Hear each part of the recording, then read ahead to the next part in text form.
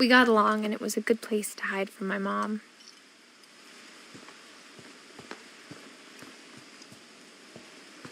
Edie gave a big interview about a mole man living under the Finch house.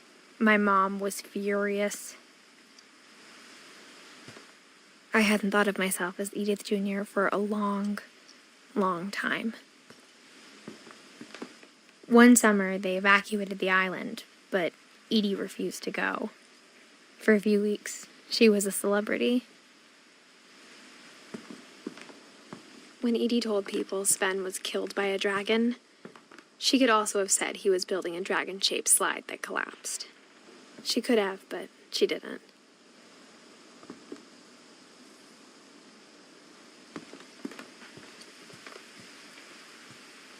Louis died a week before we left, but Edie had already started to memorialize him. Edie knit me a new pair of gloves every year, just in time to replace the old ones.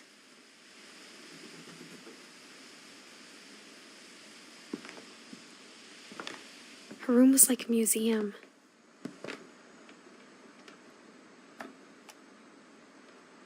For 500 years, the Finches have been famous throughout Norway for their fortune and misfortune.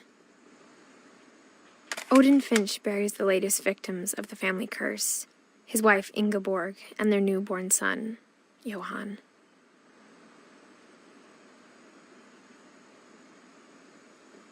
On January 7th, 1937, he set sail with his family and his house, hoping to leave the curse behind. But 40-foot waves off the coast of Washington send the house and Odin to the bottom of the sea. Odin's daughter Edie, with husband Sven and baby Molly, step ashore on their new home, Orcas Island. Odin Finch is the first to be buried in the new family cemetery. His daughter Edie is already dreaming of a new Finch house.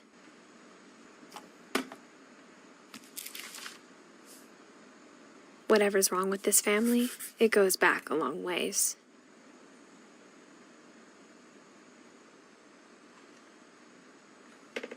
हमें शायद गलत ढूंढ रहे हैं हम लोग सब कुछ.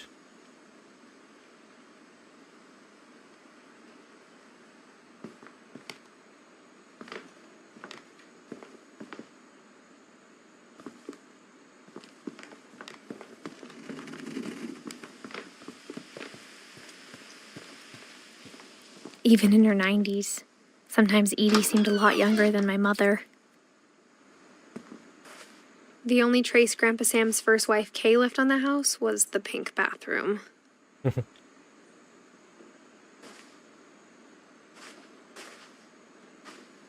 It was a pretty big trace.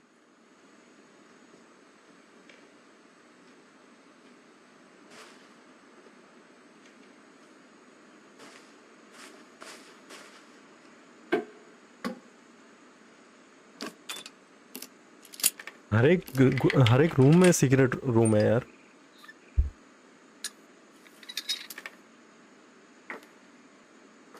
There's a secret in this bathroom.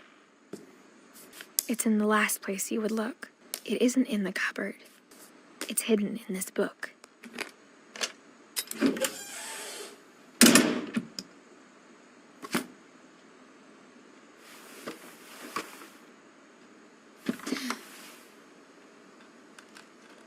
Sven gave Sam an old camera he'd refurbished. He never put it down.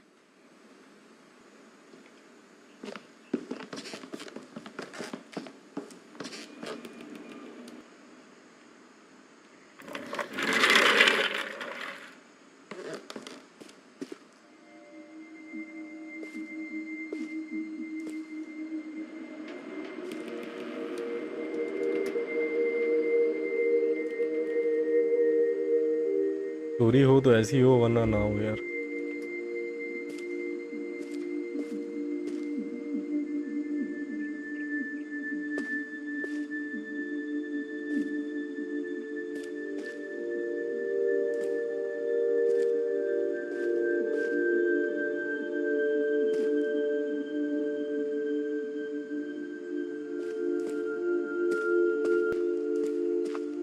I knew Grandpa Sam had a twin. and that he never talked about him. I guess my grandpa didn't like history any more than my mom did.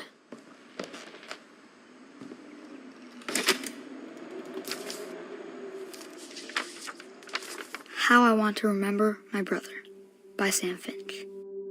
The thing I remember is that when he made up his mind, that was it.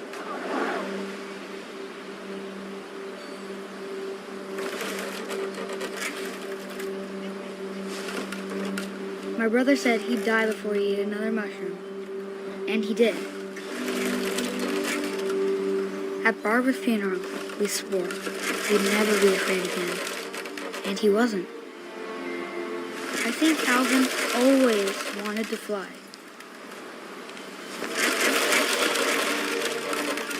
Sam! Calvin! Dinner's ready! Coming! But that day, he finally made up his mind to do it. I told him going around was impossible. Maybe if I hadn't said that,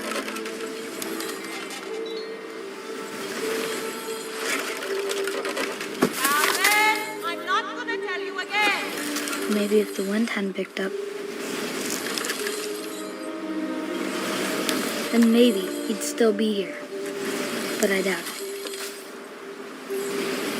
I think he'd already made up his mind. That's what I want to remember about my brother.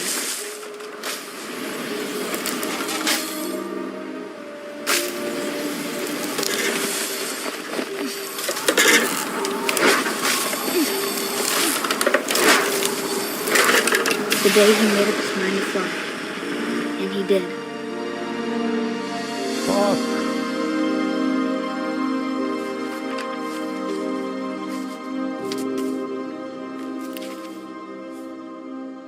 Calvin's story felt strangely familiar.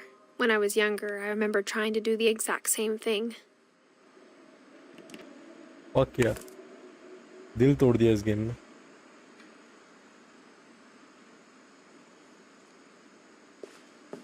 After the funeral, Edie roped off Calvin's half of the room.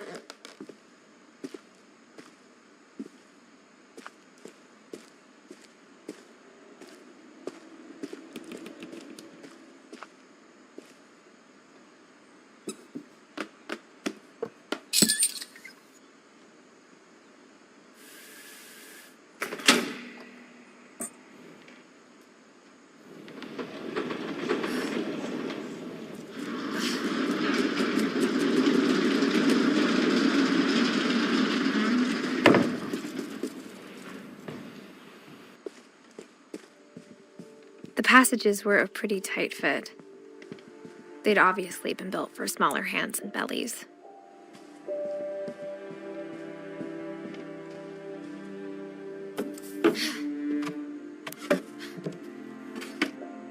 Growing up, I always thought of Barbara as a child star.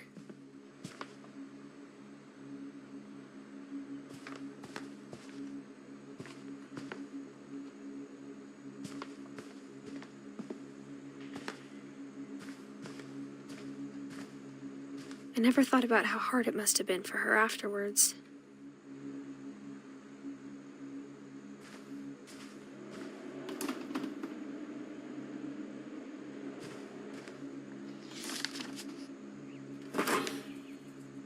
Of all the stories people wrote about Barbara's death, I'm surprised Edie saved this one.